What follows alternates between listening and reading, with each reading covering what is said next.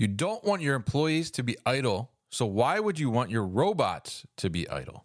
Zebra Technologies is addressing idle robots by bringing their latest solution to the market, which requires 30% fewer robots, resulting in increased asset utilization and a cost-effective entry to automation for your fulfillment operations. The Zebra Symmetry fulfillment ecosystem is bringing you balanced utilization, more cubic capacity, and optimized pick paths so you can operate at peak performance. Want to take your fulfillment operation to the next level? Learn more at zebra.com or click the link in the show notes.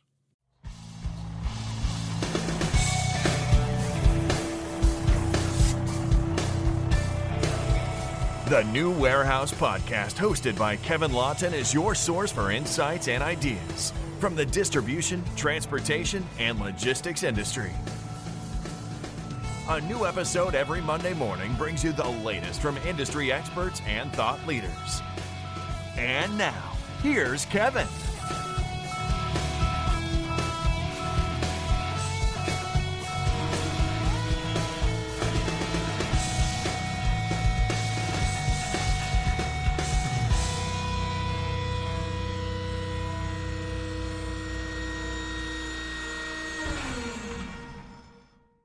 Hey guys, it's Kevin with the New Warehouse Podcast on site here at Manifest. We're in the podcast studio today, and I am joined alongside me here with Marc Gorlin, who is the CEO and founder at Roadie. And we're going to hear about the Roadie journey and story today. We're also going to talk a little bit about their cross-dock offering and how that's helping with big and bulky logistics, which can be a challenge. And we're going to talk a little bit about those challenges, and we're going to talk a little bit about maybe the solution here today too. So Marc, welcome. How are you? Thank you. I'm doing great. Thanks for having me on. Definitely happy to get you on. I've been following you for quite some time, so definitely great to get you on as a podcast guest. But for people that are not familiar with Roadie, why don't you give us a brief overview of what it is?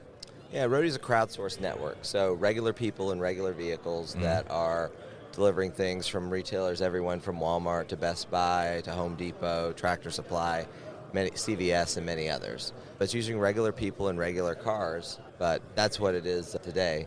The idea started, the North Star is funny with startups. This is my fifth one, and it sort of stayed the same from the moment I had the idea. Okay. Interesting. So let's talk about that a little bit, because you're the founder of Roadie, right? So tell us a little bit about, I guess maybe some of your background and where the idea for this came from and how it kind of came to fruition.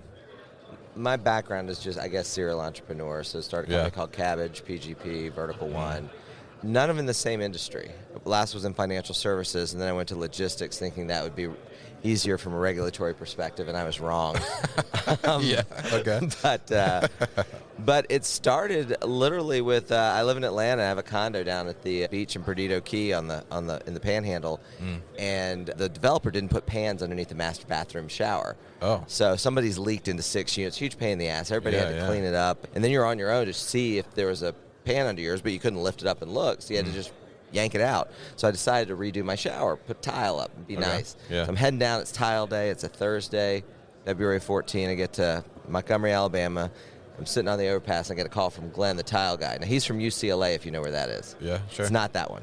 Okay. It's actually the upper corner of Lower Alabama, and he doesn't talk like probably anyone watching this podcast. Okay, yeah. And the call goes he goes, "Hey, Marc, this is Glenn. That bullnose tile done showed up broken as shit. Ain't going to be here till overnight delivery, which is on Monday." Next day, it should be Friday, not Monday. I'm going to get nowhere. I was like, "Glenn, where's the tile?" Yeah. So I think it's in Birmingham, which is about an hour and a half north of Montgomery. And so I said, "Well, find out if it's there." And I hang up, and I'm sitting on the overpass of I-65 in Montgomery, Alabama. And I look left, and I see all these cars going south. I look right, and I see all these cars going north. I think, there's bound to be somebody leaving Birmingham right now. Yeah. If I just knew who they were, surely they throw a box of tile in their trunk. Yeah, They come this way anyway, make some extra cash going down to Montgomery, probably go all the way down to Florida, and I could have my toes in the sand by the time they got there. Yeah. And that's where the idea came about, that there's this just natural resource of everybody going places every day.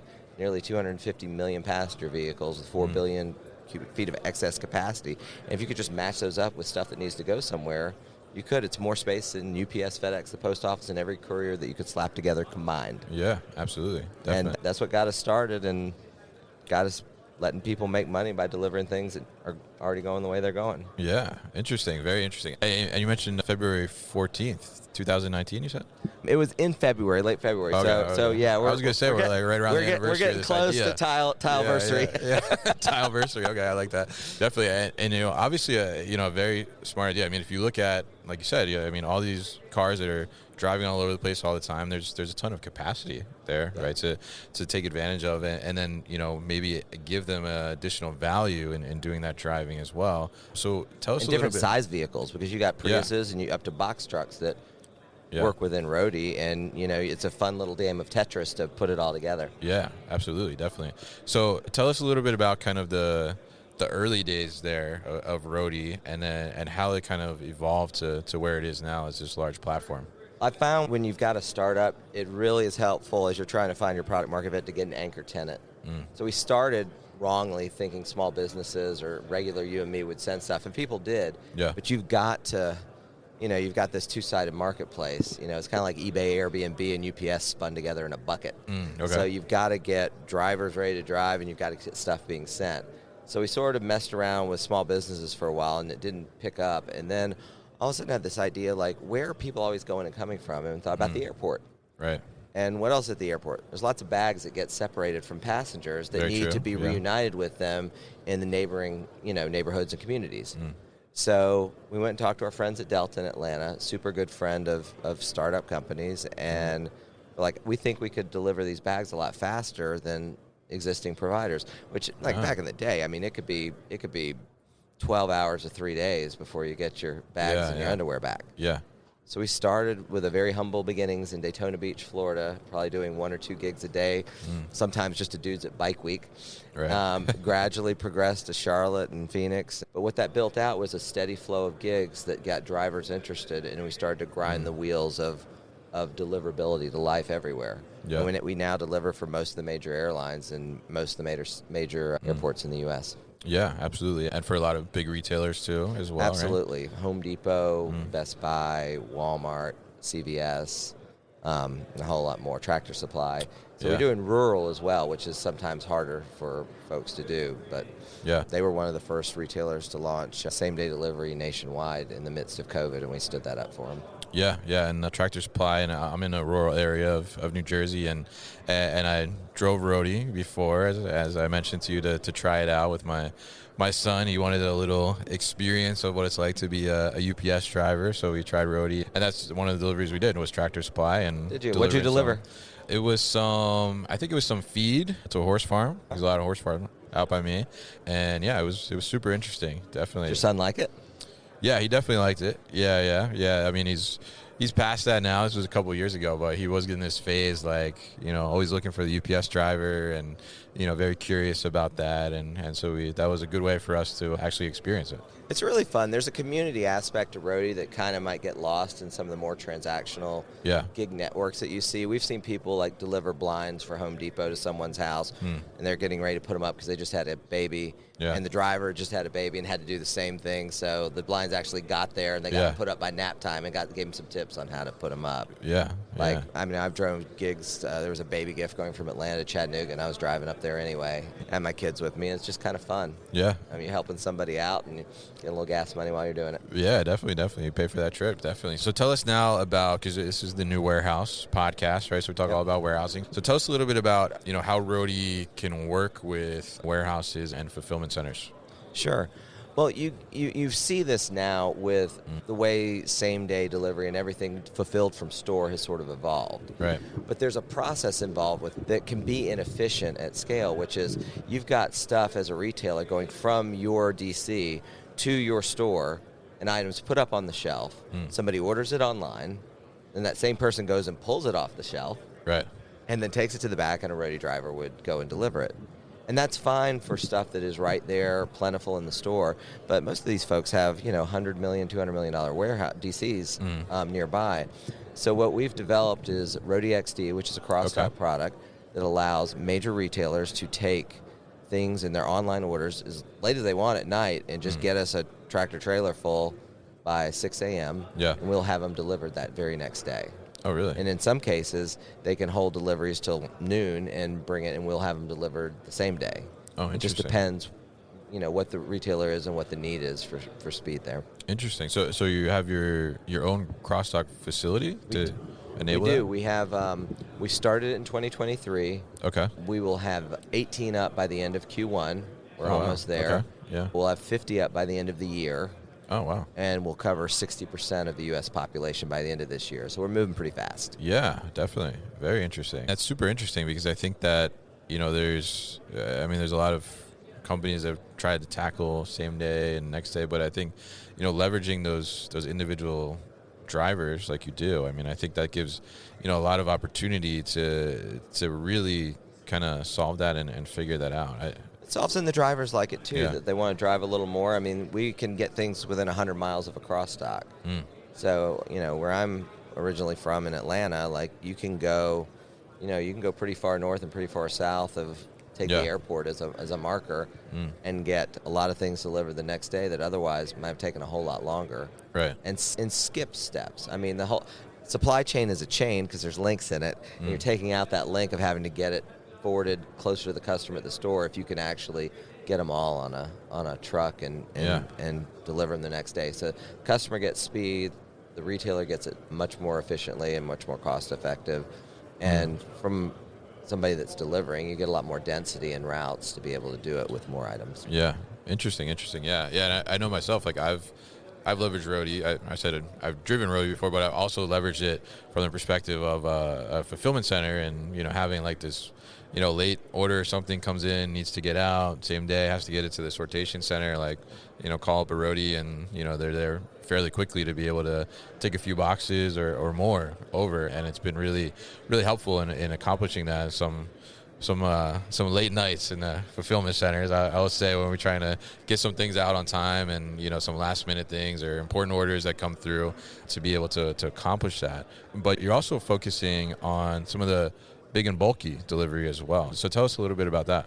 Yeah, the cross dock is built for big and bulky. It's something that, we've done surveys, and it's something that retailers don't offer a ton of options on delivery, even though customers want it. Yeah. It's harder to go through the standard package networks because the belts really aren't built for stuff will do 200 pounds or more, and there's damage if you have it touching a lot of places. So much like I'm describing, you can go from the actual DCs of the retailers Right. and bring larger items, get it there, and get it delivered much faster, much less touches, not having to go on equipment that it's not made for. Right. And customers are happy because they're getting it a lot sooner.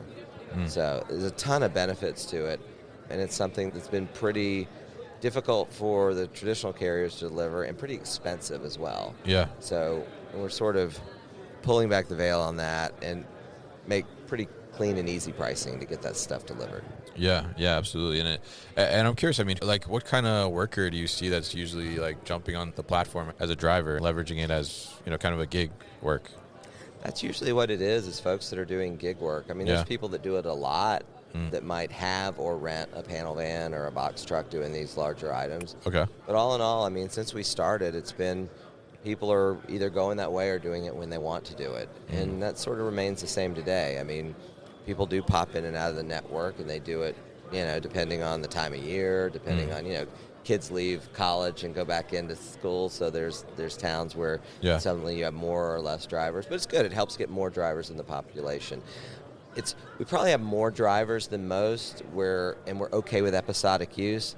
It's harder on Roadie because you got to onboard them, and there's a cost to doing that with more drivers. Yeah. But it provides an amazing amount of scale when you need it. You literally have the delivery church built for Easter Sunday because you can scale up when you have these massive events. Think about a big snowstorm in the Northeast. You get Snowmageddon, and all of a sudden there's 800 bags at Orlando Airport. Yeah. We've seen this happen. The traditional model is, you got 4 vans that come in and go north, south, and east, west until 3 or 4 days later, maybe you get your stuff back. Yeah. Here it's more like ants to an anthill. Everybody knows that, there's a lot of gigs there, and it helps clear the load without the airlines or retailers having to have their own pretty high-cost fixed assets to solve those problems for exceptions.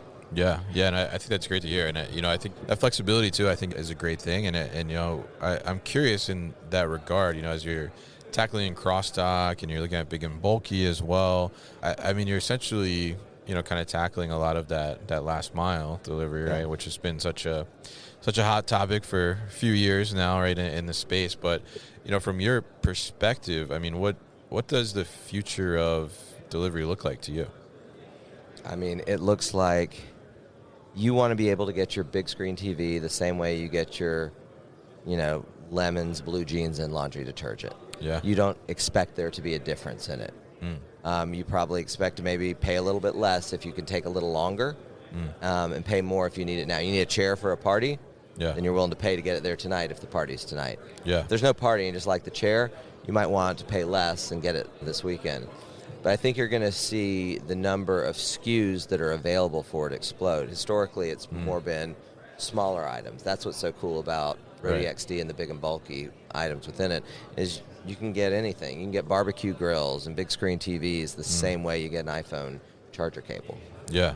Interesting. Yeah. And I think that it is like an interesting thing, because I think the traditional way that shipping is happening and all that stuff, this standardization and the systems that have been put in place makes it challenging to do some of those things. And I think, working with different drivers and different types of vehicles, and, just having, these one or two deliveries that they're going to focus on and do, allows that flexibility to have those things happen. And I'm curious there, I mean, you mentioned this a little bit earlier, but the idea of delivery in rural areas, right, where, traditionally, because population density is low, making those economies of scale doesn't necessarily make sense for some of the bigger carriers to service, right?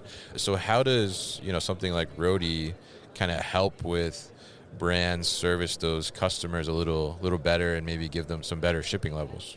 Well, two things. It is a little more expensive for traditional carriers to do it, but the Roadie network takes people in your own community. Yeah. If you're in your Tractor Supply near your house in New Jersey, I mean, there's people that work there. There's people that shop there. They're the same people that are drivers. Yeah. And more, you get these sort of micro groups of drivers that have an affinity near stores, near CVS's, near whoever, and wind up delivering for these brands. One thing also is getting further up in the supply chain where, when these orders are coming in electronically and you have the option. It could be at a store, it could be in the DC. Sure, yeah. You know what the range is that you can deliver from, the Roadie XD crossdock in any of the cities we're in. You can judge where you're putting inventories. You're not even to send something to the store that you don't need to. You're leaving the store stock for people that are walking in. Yeah. And using your DCs probably in the most efficient manner you possibly can. Interesting. Yeah. But I think you do hit on with the rural. I think that's something else you get. I mean, rural is going to more and more start getting the same level of service that big city gets. Definitely. And I think it'll be interesting to see how that continues to evolve as well, and very interested to see how the crossdock continues to evolve. I mean, with 18 finishing in Q1 here, and then 50 by the end of the year. I mean, it sounds like you guys are really making a push towards that to be able to do that and facilitate a lot of that kind of same day delivery, and making that happen. And so if we look at the future, obviously the future has 50 crossdocks in it, right? But beyond that, what does the future of Roadie look like? I mean, pretty fast from starting with our first crossdock last year, setting up the whole network to get to 50 by the end of this year. But if we're at 60% of the population by next year, I expect to be in the high 90s by the next year. Yeah. And getting lots of big and bulky products from brands, running through that, getting to folks way faster and way easier, too. I mean, you ever order a coffee table or something and you get a call from somebody you don't know, and they're like, it'll be there in 7 days. What time? I don't know. Between the convenient hours of 8 a.m. and 10 p.m. 8 p.m. Yeah. Will you give us a call ahead? No, not necessarily. So it's sort of standardizing that with technology and visibility tools that make it easier on the retailer, make it easier on the end customer, and make it easier on the driver, where everybody knows where everybody is at the same time. Interesting. Yeah. And I think that, the more that tech comes into play, like even the consumer, right? I mean, we're joking about it here because it's such a standard thing, right? But it's such a thing that everybody's like, why is it like this, right? Like, why we have all this technology, and, why can't we get better visibility? Why can't somebody let me know a little more exactly like when it's going to deliver, right? And I think the consumer likes that. It's not easy, but it's not that hard. I mean, you should be able to track the stuff coming to you the same way you track a pizza. on Domino's coming to you. Oh, yeah. And that's the level of ease that we're trying to make it for everybody.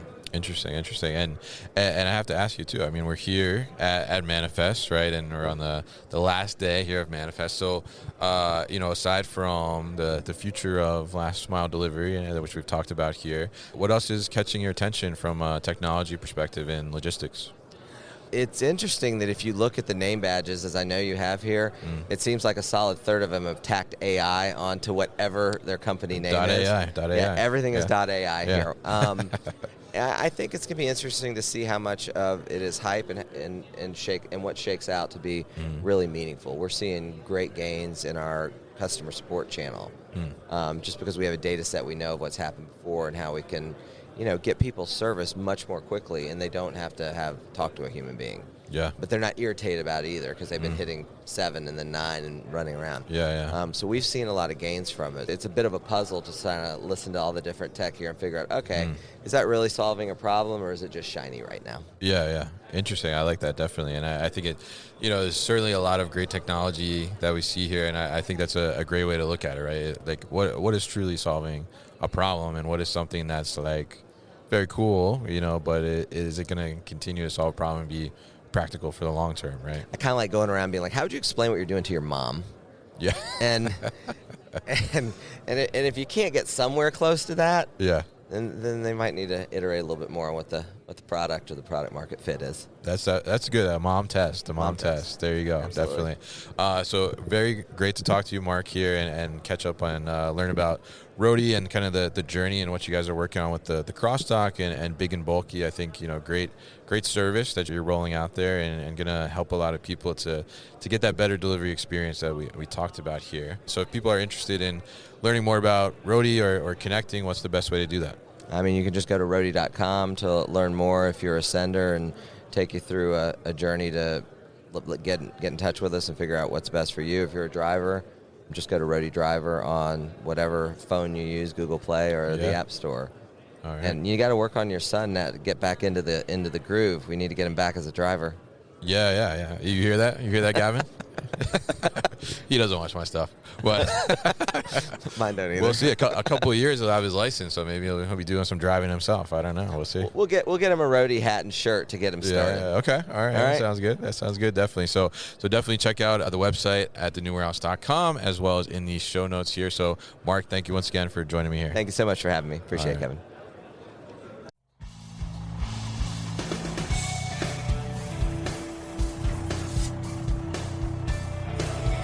You've been listening to the New Warehouse Podcast with Kevin Lawton.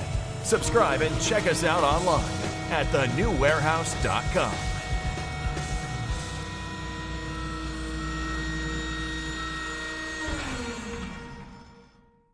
Enjoyed this episode? Make sure you are subscribed to the podcast, and for more content from the New Warehouse, find us on LinkedIn and YouTube. Links to subscribe can be found in the show notes, and for everything The New Warehouse, head to thenewwarehouse.com.